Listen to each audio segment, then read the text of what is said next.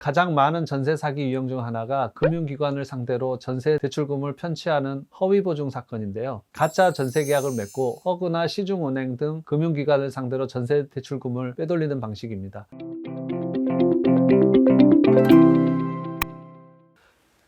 안녕하십니까. 승소가 체질 부동산 전문 변호사 김성훈입니다. 요즘 전세 사기로 인한 문의가 무척 많습니다. 그 중에서도 회복할 수 있는 여지가 있는 경우가 있는 경우도 있지만 절망적인 경우도 많습니다. 예컨대 선순위 담보권이 주택 가격의 대부분을 차지한다거나 건축 후 담보 신탁을 한 빌라를 임대하면서 건축주가 그 돈을 받아 잠적한 경우, 그리고 잔금일에 대출을 받아 근저당권을 설정해서 선순위 근저당권이 발생한 경우 등이 있습니다. 전세 사기는 매우 다양하고 서민들에 대한 피해가 심하여 경찰은 전세 사기를 무자본 갭 투자, 깡통 전세, 권리관계 허위 고지, 무관한 계약, 위임범위 초과 계약, 허위 보증보험, 불법 중개매매 등 7개 유형으로 크게 구분하고 중점적으로 수사를 하고 있습니다. 전세 사기 같은 건 누가 당하냐고 생각하실 수 있지만 최근까지도 전세 사기 관련 상담이 많이 들어오고 있습니다. 작년부터 대통령이 직접 강도 높은 조사를 지시했고 정부도 집중 다석에 나서고 있지만 이를 비웃기라도 하듯이 사기 수법은 날로 진화되고 있습니다.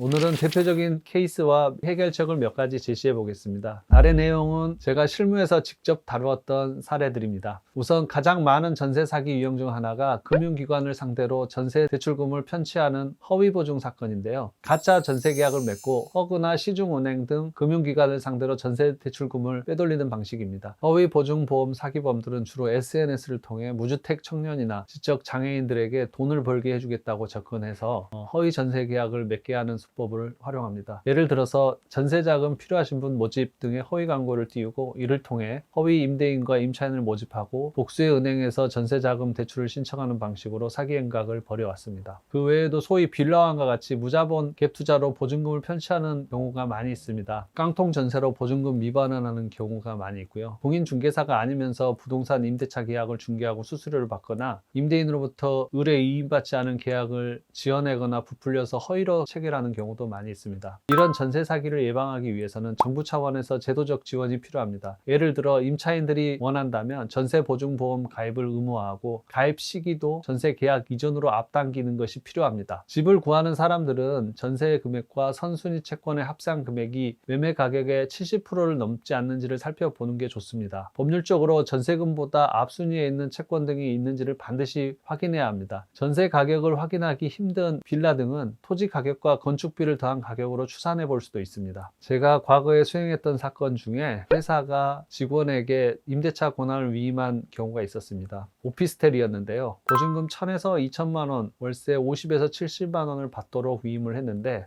전세 8천만 원을 받고 10년간 20에서 30억 원을 편취했던 사건입니다. 이 소송에서는 다행히 임차인이 승소하여 임대인이 모든 보증금을 반환해 주도록 판결이 났지만 만약 졌다면 임차인들은 자신의 가장 큰 재산을 날리게 되었을 것입니다.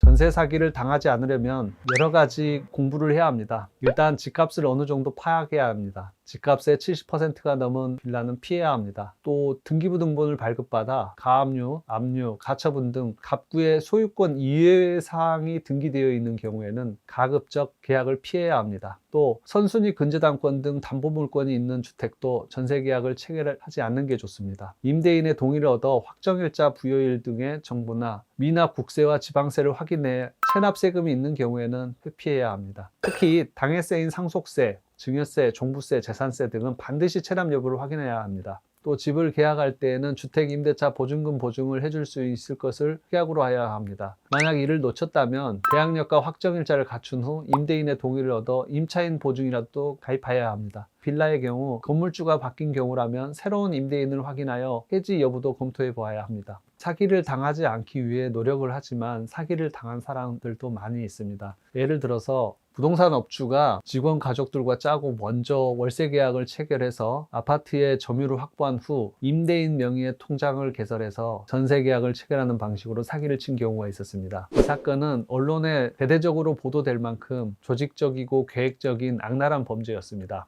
사기를 당하고 싶어서 당한 사람은 없습니다. 사기를 당했음을 확인하셨다면 너무 슬퍼하거나 자책하지 마시기 바랍니다. 여러분이 잘못해서 전세 사기를 당한 것이 아니라 사기꾼이 너무 교활해서 당한 것일 뿐입니다. 사기를 당했다면 후회는 잠시 접어두고 최대한 빠른 조치를 해야 합니다. 그렇게 하기 위해서는 현재와 같은 상황에서 모든 조치를 종합적으로 할 수 있는 부동산 전문 변호사에게 상담하고 모든 법률적 조치를 맡기시는 것이 좋습니다. 사기를 당했다 해도 다시 일상을 살아야 하기 때문입니다. 오늘은 이만 마치겠습니다.